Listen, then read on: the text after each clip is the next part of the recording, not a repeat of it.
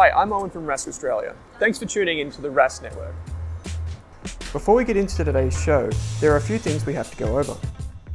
Firstly, what you're about to hear and see is limited to general information only. It's not personal financial advice like you get from a financial planner. Also, it's important to remember that past performance is not indicative of future performance. That means that anything that's happened in the past, or we say today, is not necessarily going to reflect what happens in the future. Lastly, please consider that any of the guests or myself are featuring on this program may have a financial interest in some of the products or shares mentioned. That's enough from me. I hope you enjoyed today's program. Okay, next question, Kate. I'm going to put you on the spot. I don't know if you know much about this because I don't think it's something that you do actively, but what on earth is short selling and how does it work? Maybe if you answer the what is it, and then I'll answer how it works.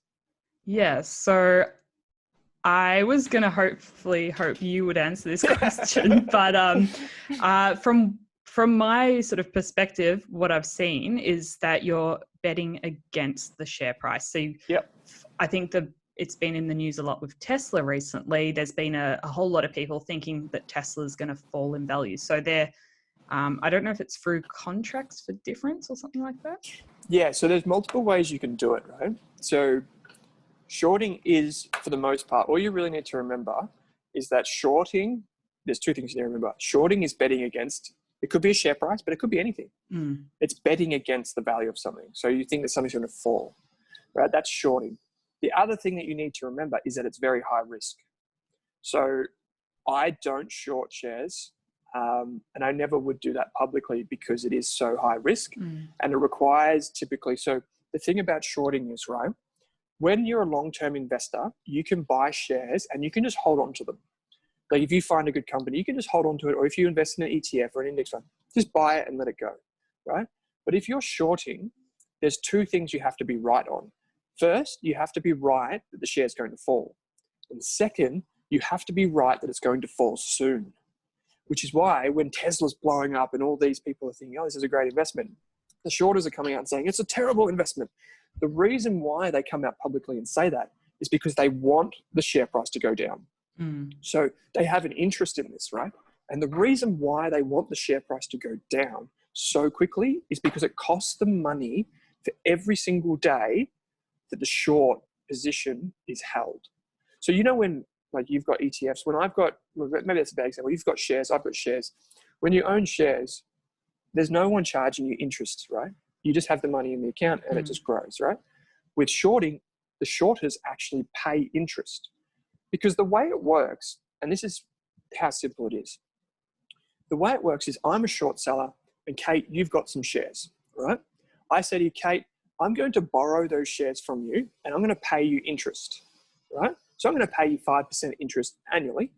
And then when I give them back to you, I'll give you your interest and the shares back, right?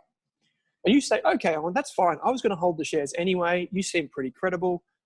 Maybe you probably wouldn't think that, but you would say, I've got the shares anyway, and I'm going to get 5% interest from you. So you think, well, even if my shares fall, Owen's paying me 5% interest. So I've got the interest. And even if the shares fall, I get them back anyway, because I was going to hold on to them. Now, what I do, and this is where I make money, I take the shares from you, promising to pay you 5%. But then I go and sell the shares in my brokerage account. And you're like, what? You selling my shares? Or like someone listening to this is like, what, you just sold Kate's shares? And I'm like, yeah, I've made a guarantee to her that I'm going to return them to her. So she doesn't know and she doesn't care because she gets a 5% and she's going to get the shares back sometime in the future. So then I sell the shares. Let's say I sell them for $100, right? And you've given me one share, just to round figures, one share at $100. I've gone and sold it. Now let's imagine that the share price in the next 2 weeks have fallen to $50, right?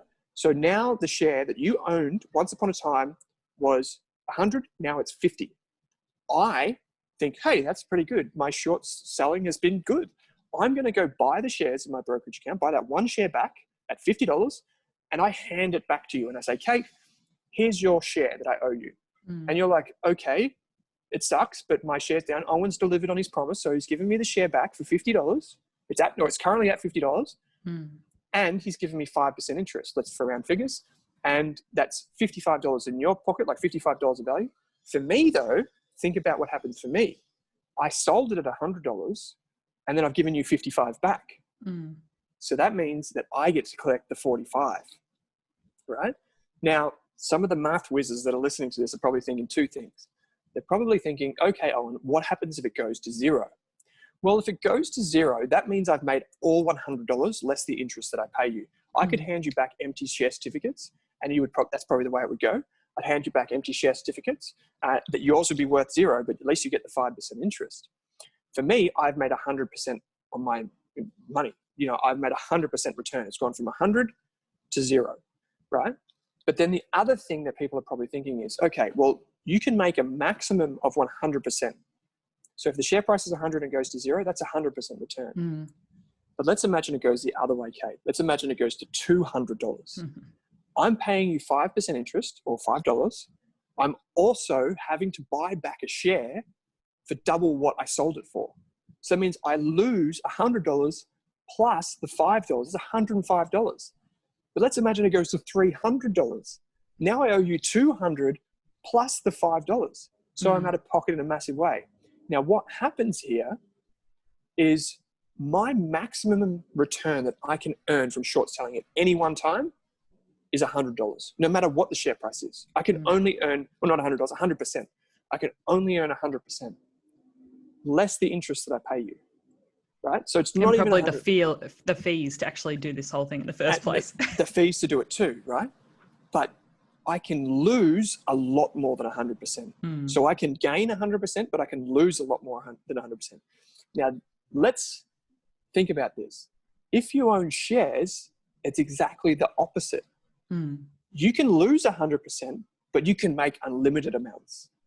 And that's the secret of why long-term investing works. And short selling, in my opinion, is very, very difficult and should only be done by experts. And it's because it's skewed against you. The risk versus return in short selling is skewed against you. But the risk versus return for long-term investing, that's fine and it works for you. Now, you mentioned some things there, Kate. You said CFDs at the beginning of my rant. And we've talked about CFDs in the past. They're pretty much certificates for wealth destruction. So if you, I don't think that ASIC, we did that report during COVID, remember? Different trading websites talk about CFDs because they love to sell them to people who have no idea what's going on. They are so risky, so dangerous, and should only be for experts. ASIC even wanted to call them gambling, not investing. So keep that in mind. That's my rant. That's short selling. I remember listening to a really interesting interview by sort of an international, one of the largest short sellers, Mark Cohodes, earlier this year. So I'll put that in the show notes as well, because I think that's quite an interesting, he's certainly someone who's been doing it for a long time, and he spends 24/7 doing his research and preparing. So I guess if you want to see what it takes, he's someone to listen to. So that what I just described to you, and there's so many good investors like that. Mark's really good. There's some really good Australian ones. So what I just described to you is pure short selling, what everyone refers to. But there are other ways to benefit from things falling in value. I won't go into them in detail, but there are options. There are things called warrants. There are all these different strategies to benefit from things falling in value. And definitely pure short selling, or CFDs are the riskiest by far, in my opinion. And then you come up to using options in a professional way. We can't really use them here in Australia, but in the US, they do them pretty well. So but definitely a lot more limited in what we can do with Australian stocks. Absolutely. Yeah.